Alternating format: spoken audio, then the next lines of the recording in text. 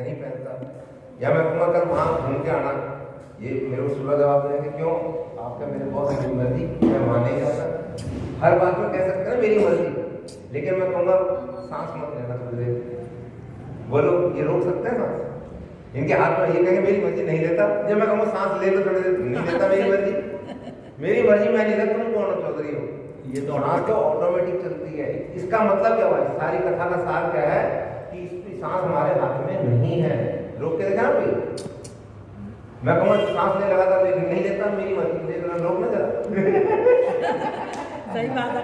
जब वो एक यार मेरे को दे, मैं रोक सकता हूँ कोई, और तुम ऑर्डर दो सांस ले फटाफट, नहीं लेता मैं, मेरी मर्जी क्या हुआ बेचना भी अपनी मर्जी तो उन्होंने महात्मा ने समझाया सांस भी अपने हाथ।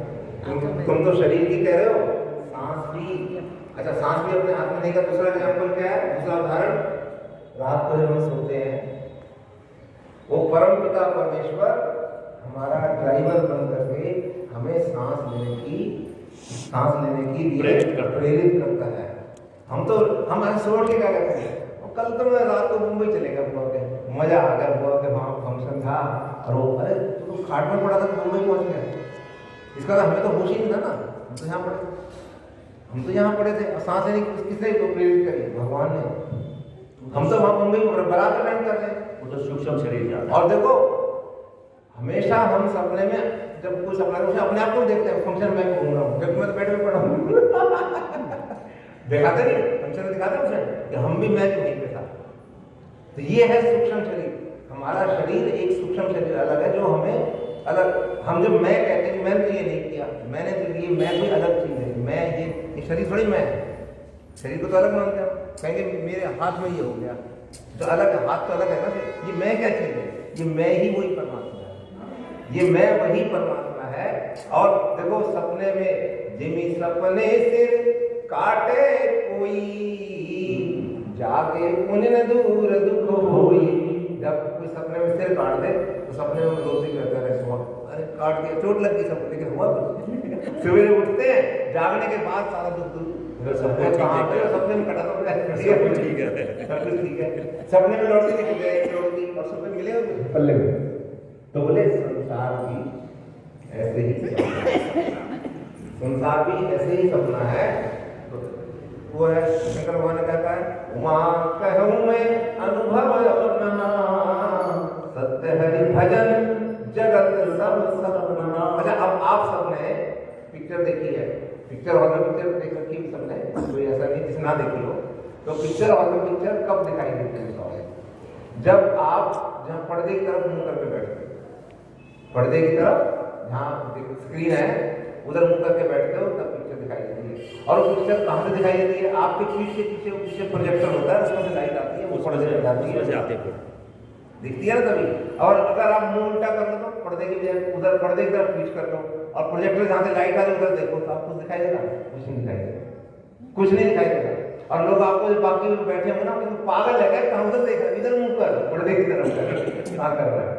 इसका मतलब समझे आप क्या है, ये हमें संसार जब तक दिख रहा है जब तक हमारी पीठ वो दिखाने वाले की तरफ, जिस दिन उन्होंने मुंह उधर मोड़ लिया ना संसार दिखाई नहीं देगा। बाकी ये सपना तो जागते हुए भी देखते हैं और सोते हुए भी देखते हैं। हाँ ये बहुत बड़े महाराज बहुत बड़े शास्त्रार्थी थे बनारस के, उन्होंने मुझे एग्जाम्पल दिया था। उन्होंने कहा था ये पिक्चर हॉल का एग्जाम्पल इतना अच्छा लगा मुझे उनका। बोले बेटे पिक्चर कब तक दिखाई देती है, जब तक आप दिखाने वाले प्रोजेक्ट की तरफ पीठ करते हो और पर्दे की तरफ मुंह करते हो तब आपको पिक्चर दिखाई देती है। लेकिन अगर आपने मुंह जो है ना दिखाने वाले की तरफ कर लिया और पीठ उधर पर्दे में कर ली तो आपको पिक्चर दिखाई नहीं देगी। तो दिखाने वाला मतलब परमात्मा। अगर हम मुड़ जाएंगे तो मैंने उस दिन भी आपको मुड़ने का पता बताया था, हमारे यहाँ वो महात्मा को क्या कहते हैं, मुड़ दिया, मोटा को कहते हैं हरियाणा में, मोटा मतलब महात्मा, मोटा बोलते हैं महात्मा, मोटा मतलब सिर मुंडवाना। तो इसका एक मतलब और भी है ना, जब हम परमात्मा की तरफ मुख करते हैं, परमात्मा की तरफ मुख करते हैं उसको तो संसार हमारे से छूट जाता है। हाँ उसका कहने का मतलब ये है मतलब। तो वो कह रहे हैं मोटा मतलब, मोटे का मतलब वो बाल कटवा ले। तो वो एक कवि ने इसमें दोहा लिखा है कि मूड मुड़ाए हरि मिले। अगर मूड मुड़ाने से हरि मिलता हो सब कोई ले मुड़ाए। फिर तो सिर्फ अगर सारे बाल कटा ली क्या दिक्कत है? अगर भगवान मिल रहा है इतना बढ़िया सौदा, क्या बाल कटाने नाई के गए मैं फिर फटाफट भगवान मिलते मूड मुड़ाए हरि मिले तो सब कोई ले मुड़ाए। बार बार के मूंगते भेड़ न बैकुंठ जाए। और भेड़ जो है उसके बार बार मूंगते हैं बाल, जैसे बाल बढ़ते हैं तो खून बनाते हैं नहीं, तभी वो बैकुंठ जाती है। सुना हमने भेड़ बैकुंठ चली गई नहीं जाती। कहने का मतलब है कि मूढ़ने का मतलब ये होता है भगवान की तरफ मुड़ना। असली बात ये है। घर में रहकर बोल लो, आपको पता है जितने ऋषि मुनि, जितने वशिष्ठ मुनि हुए, विश्वामित्र बड़े भगवान के गुरु थे, सब ये इनकी सबकी शादियां थी, बीवी थे, बच्चे थे, सब कुछ था। अरुंधति थी नहीं, वशिष्ठ जी की पत्नी अरुंधति थी, विश्वामित्र सबकी पत्नियां थी, सब ऋषि मुनियों की। ऐसा नहीं कि गृहस्थ संसार छोड़ करके और सिर मुड़ा करके जंगल में विरक्त नहीं थे। हाँ, विरक्त नहीं थे। सिर्फ ज्ञान और कुछ नहीं है, सिर्फ ज्ञान है। और ये निराकार और साकार का ज्ञान कितना आसान है, कोई मुश्किल नहीं है, कुछ भी नहीं है। देखो अभी समुद्र में पानी की लहरें हैं, अब आप खड़े हो जाओगे आपको लहरें दिखती हैं समुद्र में? नहीं, ये तो भागवत में भी बताते हैं भाई साहब। कह रहे जो गृहस्थी निभाता है ना वो सबसे बड़ा संन्यास। हाँ, वो मैं बता रहा हूँ आपको कि गृहस्थी निभाना ये होता है जैसे हर एक शहर का बाईपास होता है।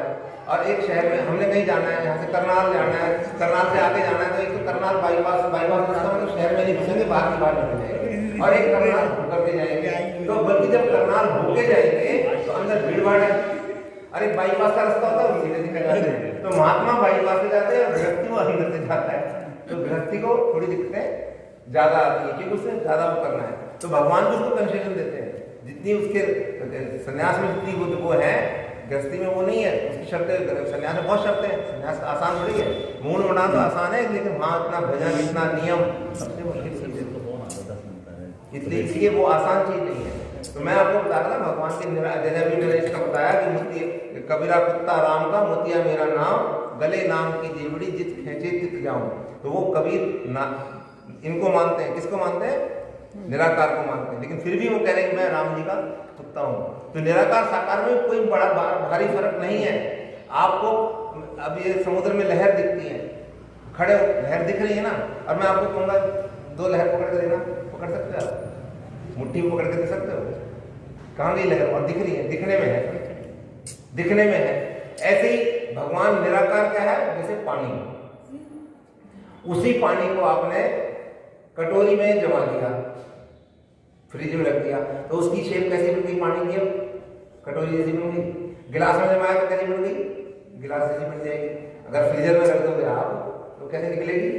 तो वही ठाकुर जी निराकार है, उनको हम अपनी भावना की, निष्ठा की, श्रद्धा की कटोरी में जमाते हैं। तो हमें कहेंगे कृष्ण सामने छोटे से कृष्ण जी बन जाओ, वो वैसे बन जाएंगे।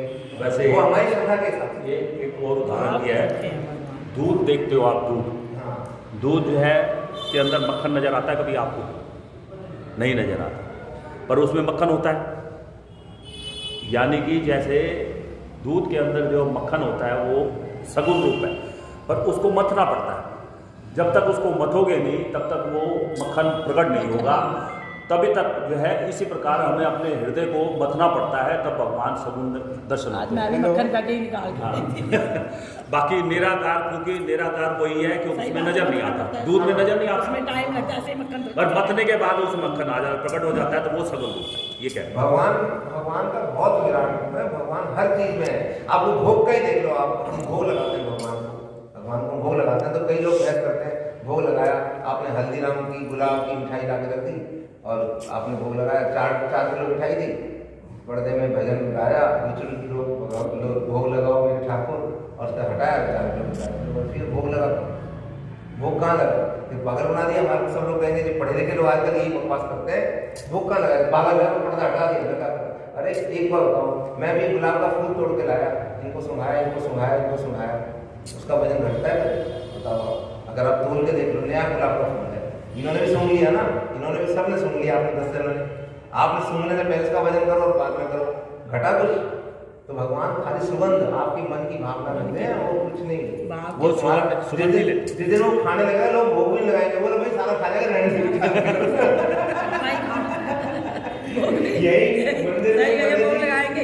पंडित जी मंदिर में जब हम भोग लगाते हैं हनुमान जी का मंगलवार को, उसे पंडित थोड़ा ज्यादा निकाले यार, सारा निकाले यार, हमें व्यक्ति को देना। देखो मैं आपको प्रैक्टिकल चीज बता रहा हूँ, इसके लिए हम सबका ये नियत होती है कि भाई हमारे पंडित ज्यादा निकाले, हमें थोड़ा कम ज्यादा है। और भगवान सच में खाने लगे तो वो तो बेचारे भावना से, जैसे मैंने आपको इसका बताया कि सिर्फ उन्होंने महक लेनी है, आपने रखा, उन्होंने स्वीकार कर ये भगवान और पितृ दोनों इसी प्रकार लेते हैं। पितृ भी अपना श्राद्ध सिर्फ सुगंधित से लेते हैं। वो ब्राह्मण तो एक निमित्त मात्र होता है, अदरवाइज वो जो है उनकी सुगंध होती है ना, तो जो पितृ आते हैं वो उस समय 16 दिनों के अंदर पितृ नीचे घूमते हैं। वो जिस घर में ये श्राद्ध होता है तो उस घर में वो जाते हैं, भाई आज हमारे इसके निमित्त श्राद्ध है, तो उसके घर में जाते हैं। वहाँ जो सुगंध, जैसे खीर बन रही है, छोले बन रहे हैं, आलू बन रहे हैं, पूड़ी बन रही है, उसकी जो सुगंध है उससे वो तृप्त होते हैं। और आत्मा कैसे तृप्त होती है? बाकी भोजन ब्राह्मण को कराना तो निमित्त मात्र है उनका, और साथ में अपना कल्याण। ये बिल्कुल मतलब आपको मैं बताया, भगवान का भोग सब चीजें हमारी प्रैक्टिकल चीजें हैं, इनको कभी भी इनका मजाक नहीं उड़ाना चाहिए। आजकल के बच्चे मजाक उड़ाते हैं, अरे भगवान परमात्मा, अरे आपको मैं एक उदाहरण और देता हूँ, हर उसकी आदमी की सुगंध होती है, हर आदमी की महक, हर आदमी की सुगंध होती है। अब मैं आपको प्रमाण करूँगा, इसका प्रमाण दूंगा आपको कि माने मैंने किसी के घर में चोरी करी, मैं चोरी करके चले गया, तो बाद में पुलिस आती है, पुलिस के कुत्ते आते हैं, वो कुत्ते सूंघते हुए जाते हैं, पैरों से सूंघ के पता लगता है चोर किधर हो गया है। इसका महक होती है ना, ये मानते हो ना, हर आदमी की महक होती है, सुगंध होती है। हाँ, हर आदमी की महक होती है। तो परमात्मा की, संतों की, सबकी महक होती है। हम संतों के घर में बड़े बड़े महात्माओं को कहते हैं महाराज जी हमारे घर आ जाओ, एक बार उनकी महक, उनकी चरण कमल आने से उनकी महक होती है। तो ये इन चीजों को हम समझना चाहिए। भाई साहब ये पहले होती थी सारी बातें, हमारे गाँव में भी कहते थे कहते चोरी का पीछा कुत्ता लगा सकता है। अरे समझ के राजी इसलिए ना, हमने बचपन से उनको क्या सिखाया, बचपन से जब मीरा कुमारी दिखाते दिखा रहे, मीना कुमारी क्या बढ़िया गा रही है, तो फिर अगर हम बचपन में कुछ सिखाते हैं, ठाड़े रहिए बाकी यार को बाकी यार बच्ची को बच्चा, अगर हम बचपन से सिखाते हैं सही, तो हमारा जीवन दूसरा होता। हम बचपन से उनको गलत, अब हम जब पक गया तब हम चाह रहे हैं कि आदत बदल जाएगी, अब वो आदत नहीं बदलेगी। और अभी भी कोशिश कर ले तो कुछ ना कुछ फायदा होगा, हमें कोशिश करनी चाहिए, ज़्यादा उस पर वो नहीं करना चाहिए। तो ये मैं बता रहा था आपको कि रामचंद्र के भजन बिन जो है पद निर्माण, ज्ञानवंत अपसो नर पशु बिन पूंछ बिना। वो कह रहे हैं कि वो बिना पूंछ का पशु है, जो ये चाहता है कि भगवान का भजन करे बिना, राम जी का भजन करे बिना मैं पार हो जाऊंगा। ये वो बोले पशु ही है, लेकिन बस उसकी पूंछ नहीं है और कोई फर्क नहीं है। इसलिए भगवान का भजन के बिना तो सबने भजन ही किया है, कितने से बड़े बड़े संत हुए हैं आखिरकार। अच्छा, आप वैसे भी एक दुआ की 4 वेद 6 शास्त्र में बात मिली है दो, सिर्फ 2 ही बातें मिली है, क्या? दुख दीने दुख होत है और सुख दीने सुख होए। 4 वेद 6 शास्त्र में यही बात मिलेगी, या दुख दोगे तो दुख मिलेगा और सुख दोगे तो सुख मिलेगा। ये चारों का वो है, सार है। और दूसरा दारा, सुत दारा और लक्ष्मी। सुत मतलब लड़का, दारा मतलब पत्नी, सुत दारा और लक्ष्मी मतलब पैसा। सुत दारा और लक्ष्मी पापी हूं के होए। ये तीनों चीजें तो पापी के भी होती है।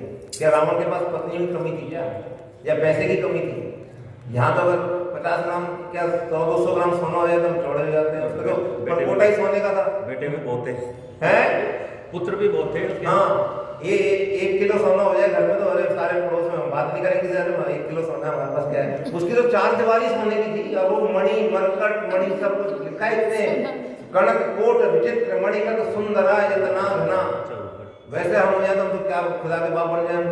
तो रावण का घमंड तो अपनी जगह सही था, जो प्रॉपर्टी थी उसके पास था, लेकिन वो क्या, उन्होंने क्या, उसका रिजल्ट क्या हुआ, सारी प्रॉपर्टी का क्या रिजल्ट हुआ? वो कह रहे हैं कितना भी हो जाए, सुत दारा और लक्ष्मी पापी हूं के होए, और संत समागम हरि कथा तुलसी दुर्लभ लोय। तुलसीदास जी कहते हैं संतों का समागम और भगवान की कथा सबसे दुर्लभ यही है। और कुछ नहीं है, ये सब बेकार है, ये इनकी कोई कीमत नहीं है। संत समागम हरि कथा, संतों का साथ और भगवान की कथा, इसका मुकाबला नहीं है। अब भगवान की कथा, संत समागम हरि कथा का लाभ क्या होगा? आप सुमिरन नहीं करोगे ना उसके बाद।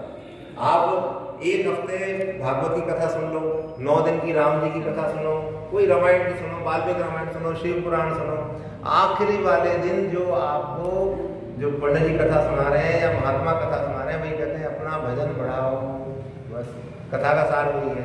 चाहे वो वैसे, मैंने अपनी बार सुनाया कि मच्छर को और गरुड़ के जैसे प्रसंग है ना, गरुड़ जी को उड़ने का बहुत घमंड है, और मच्छर तो उड़ता ही बेचारा।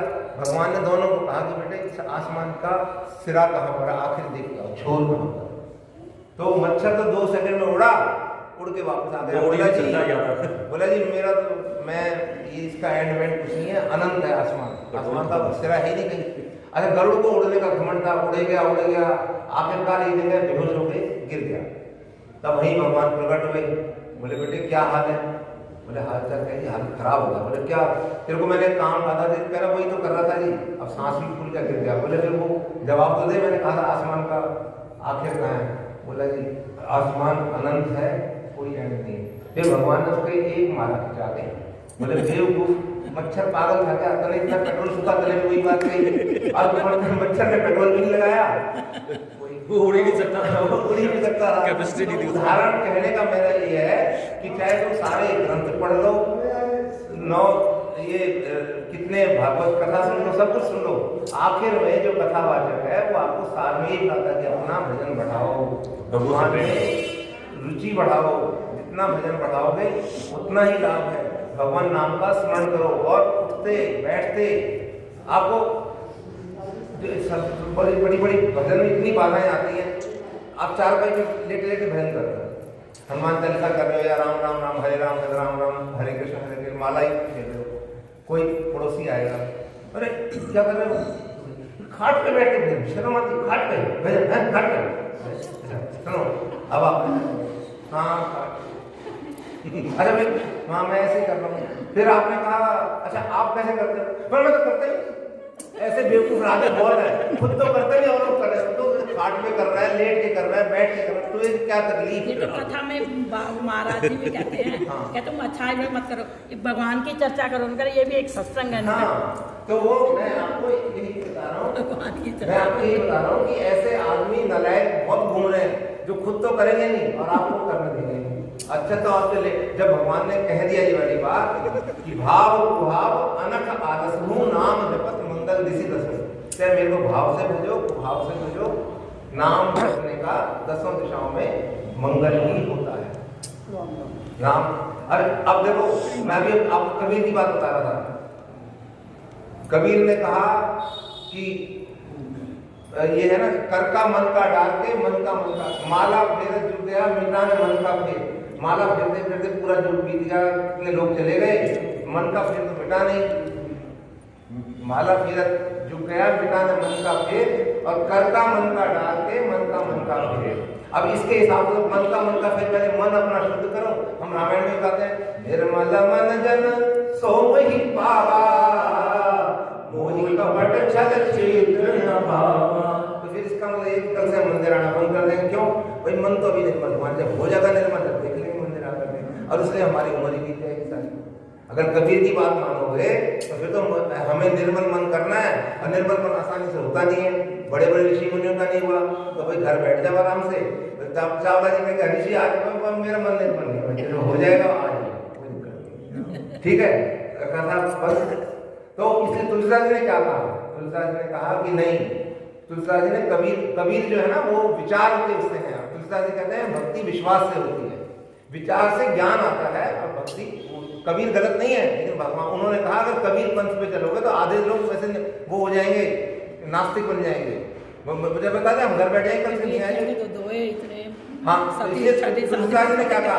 तुलसी मेरे राम को रीझ भजो चाहे खीज, खेत पड़े पे जामिए उल्टो सीधो बीज। जो किसान जब खेत में बीज डालता है तो वो बीज ऐसे मतलब चचा के नहीं डालता तो वो कैसे कैसे करेंगे? लगता है कि एक करके रखो, एक सीधा, बिल्कुल एक सीधा। वो तो 2 साल उसको खाली बीज रखने में लग जाएंगे, वो खेती वो तो उल्टे से डाल देता है, लेकिन सब कहते हैं। तो वो कहते हैं भगवान जो है, भगवान का नाम उल्टा कैसे भी ले लो, बैठ के दिन में अभी आपको कभी खाट में लेना, खाट में ले लो, लेट के ले लो, पढ़ के कैसे भी ले लो।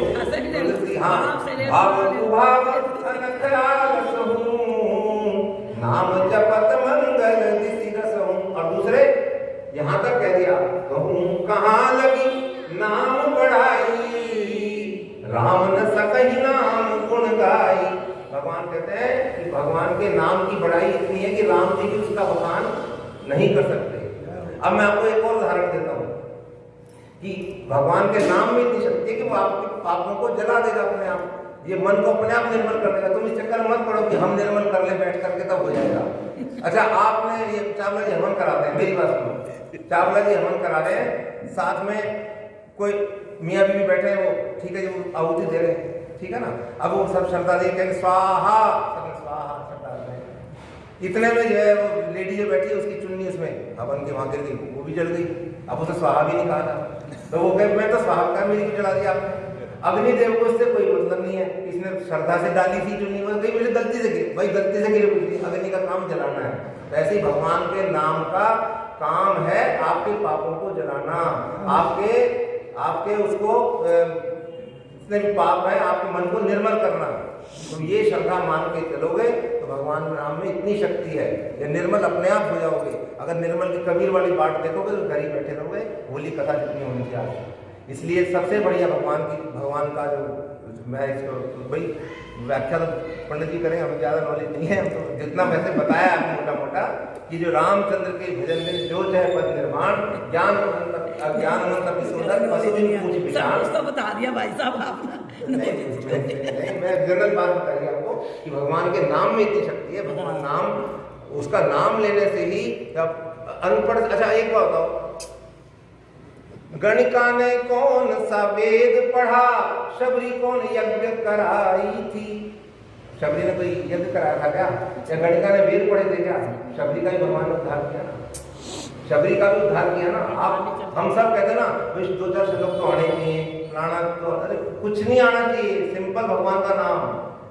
शबरी को सिर्फ गुरु जी ने ये भी नहीं कहा था कि फला दिन भगवान आएंगे, ये कहा था तेरे को एक दिन राम आएंगे, बस। डेट भी नहीं बताई थी कि कल आएंगे या 5 साल बाद आएंगे या 15 साल बाद, कुछ नहीं। उस टाइम राम जी का जन्म भी नहीं हुआ था, लेकिन वो उसी दिन से, जब गुरु जी ने कह दिया, उसी दिन से तेरी पैर डालती थी, तोड़ कर रखती थी, पता नहीं कब आ जाएंगे, पता नहीं कब आ जाएंगे। यहाँ तो हम किसी को टाइम दे दें कि भाई 11 बजे मिलना है, और अगर वो 12 तक नहीं आया तो लाल होकर बैठे थे, आज आने दे, अभी करता हूँ सीधा। दिमाग खराब है, दिमाग खराब है। 11 बजे का टाइम दिया, 12 तो है काम। और लेकिन शबरी ने किया उसका, वो उनका चरित्र देखो ना। आज शबरी का नाम है, आपने इनका किसी का नाम सुना है? बड़े बड़े सेठों का नाम सब मिट जाते हैं थोड़े थोड़े दिन में, बड़े बड़े राजा हो गए हैं, सबके नाम चल जाते हैं। लेकिन शबरी का नाम है, प्रहलाद का नाम है, ध्रुव का नाम है, इनका क्यों नाम है? सिर्फ गुरु जी ने कहा था कि राम आएंगे, और उसका अवतार भी भगवान का राम का बाद में हुआ, बाद में पैदा हुए। अब भगवान चावला जी 250 किलोमीटर उल्टा गए थे शबरी से मिलने, उस रूट पे नहीं थे शबरी, जिस रूट से भगवान जा रहे थे वहां शबरी का आश्रम नहीं था। लेकिन भगवान ने रावण को थोड़ी माना, रावण को माना तो भगवान का लक्ष्मण का ही लिखा हुआ है, जग महु सखा निशाचर देते, लक्ष्मण हनहि निमिष महु तेते। जग में जितने भी निशाचर हैं, लक्ष्मण जी उनको एक निमिष कहते हैं पलक झपकने को, इतने में मार सकते हैं। तो रावण को मारने आए थे क्या भगवान? नहीं, वो अपने भक्तों को सुख देने, शबरी से मिलने, केवट से मिलने, इन सब से मिलने आए। केवट का आपको बता दो, केवट ने भगवान ने कहा कि भाई केवट नाव लिया, तो बोला नहीं, मैं तो आपको पहचान गया। भगवान केवट से मांग रहे हैं, मांगी नावन केवट आना, अब कहीं तुम्हार मर्म में जाना। तो अभी तो भगवान ने कहा भैया नाम ले आओ, ऐसे बोला, रिक्वेस्ट करी, तो बोला मैं नहीं लाऊं, बिल्कुल मैं नाव नहीं लाऊंगा। बोले क्यों? बोले मैं आपका मरण जानूंगा। बोले मेरा मर्म जानते? मैंने कुछ कहा है? मैंने ना मांगी है तेरे से, और मेरा मर्म बड़े बड़े ऋषि मुनि नहीं जान पाते। भाई कहते हैं ना भगवान की माया अपरंपार है, और तू मतलब अनपढ़ गंवार आदमी मेरा मर्म कहाँ से जान गया? देखो केवट ने कितना सुंदर उत्तर दिया। और अब हम अपने जीवन में देखो, हम कैसे बुलाते हैं थ्री व्हीलर वाले को, ओ थ्री व्हीलर, ओ रिक्शा, और ऑटो कैसे बुलाते हैं? बोलो, हम कहते हैं रिक्शा वाले भैया इधर आओ, ऐसे बोलते हैं कभी? ओ रिक्शे, रिक्शे, रिक्शे बोलते हैं, आदमी का नाम नहीं लेते, भैया भी नहीं बोलते।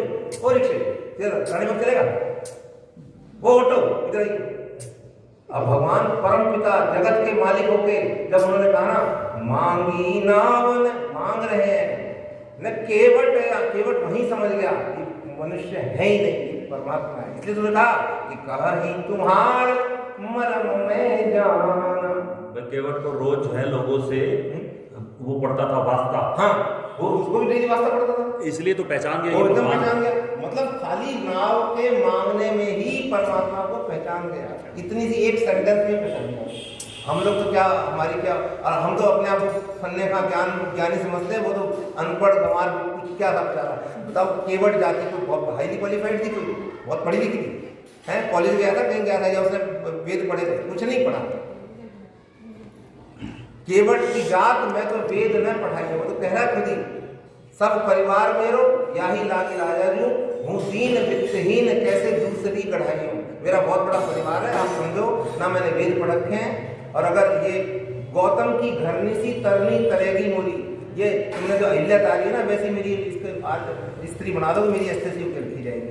मुझे पता है ना आपने जो उसको किया है, वो पत्थर था ना, अहिल्या पत्थर की स्त्री बना दी तुमने, तो अगर इसकी बन गई स्त्री तो मैं क्या करूंगा? घर में कलेश कौन ढूंढेगा? दूसरी बैठी हुई मैडम एक पहले बैठी हुई। गौतम की घरनी सी तरनी तरेगी मोरी, और प्रभु सो निषाद होके बाद न बढ़ाई हूँ। कह रहे प्रभु आपसे मैं निषाद होकर के आपसे बात नहीं बढ़ाना चाहता, मैं बात कर ही सकता ना, मेरे को नॉलेज ना, मैंने ग्रंथ पढ़े, कुछ नहीं कर सकता मैं तो मेरे आपसे तुलसी के नाथ राम रावरे सो साची कहूँ, बिना पग धोए नाथ नाव न चढ़ाई। बस आपसे हाथ जोड़ के मेरी विनती है, मैं बिना पैर धोए आपको नाव में नहीं चढ़ाऊंगा।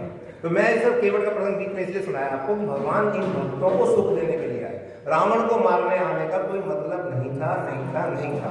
हम लोग ये कहते हैं रावण को मारने आए थे इसलिए अवतार हुआ, रावण को नहीं, भगवान भक्तों को सुख देने आते हैं।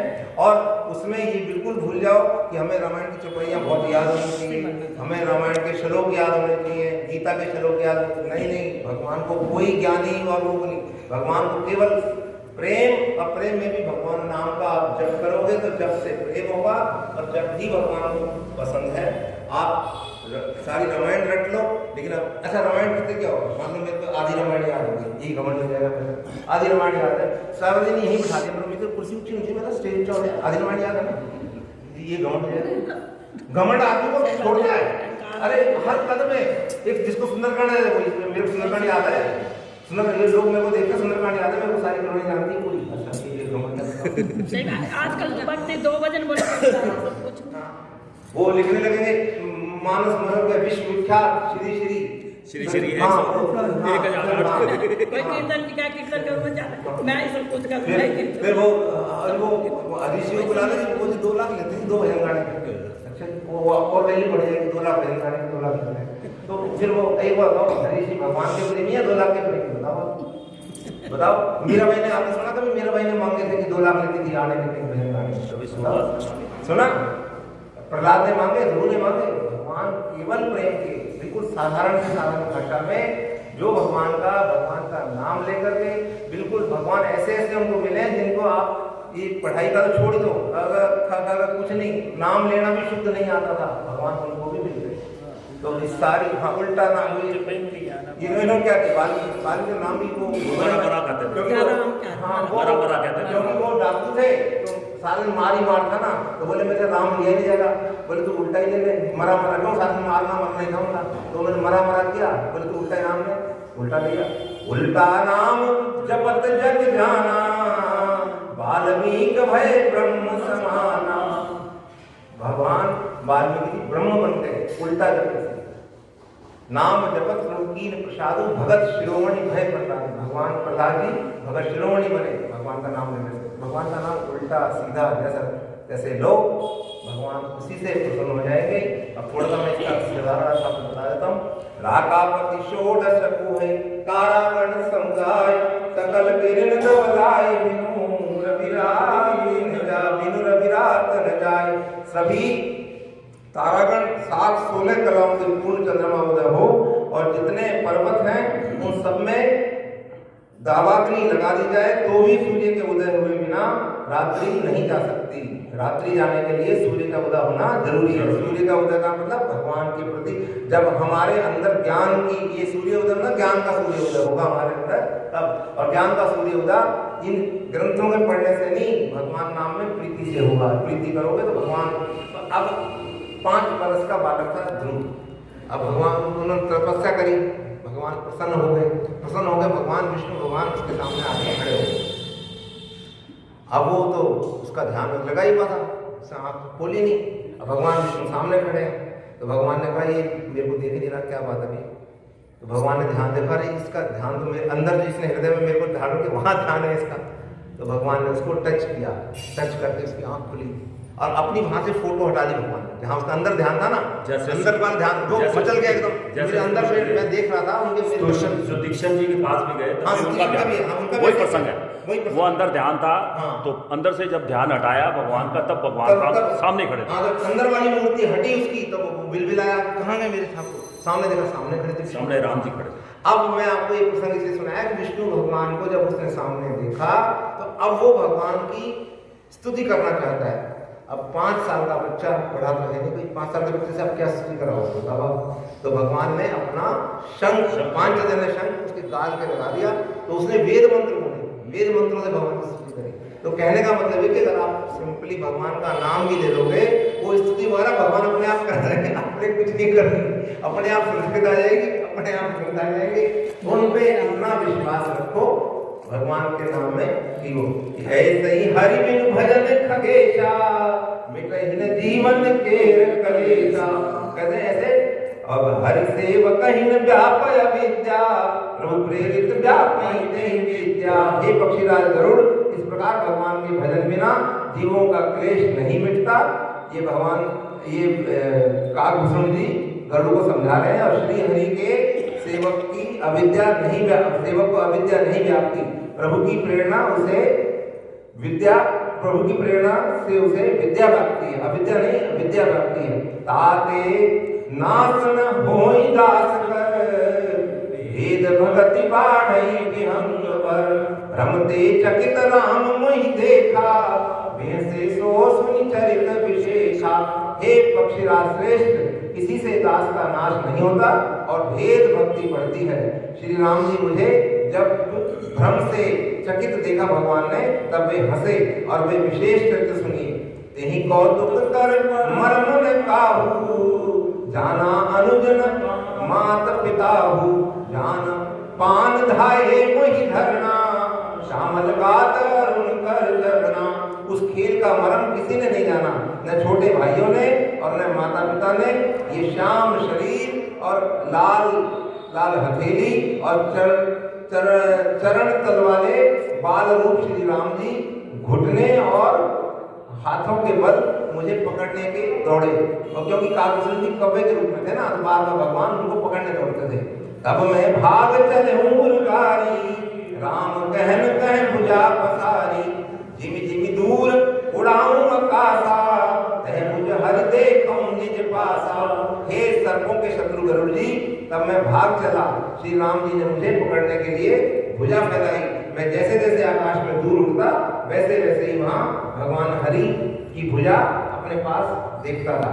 ब्रह्मलोक लग गयो मैं जितयं पाछ उड़ात जुग अंगुल कर मुझे कोई बात। मैं ब्रह्मलोक गया और जब उड़ते हुए मैंने पीछे और देखा तो हितात श्री राम जी की भुजा में और मुझ में केवल 2 ही अंगुल का फर्क था। सप्तावरण भेद कर जहाँ लगे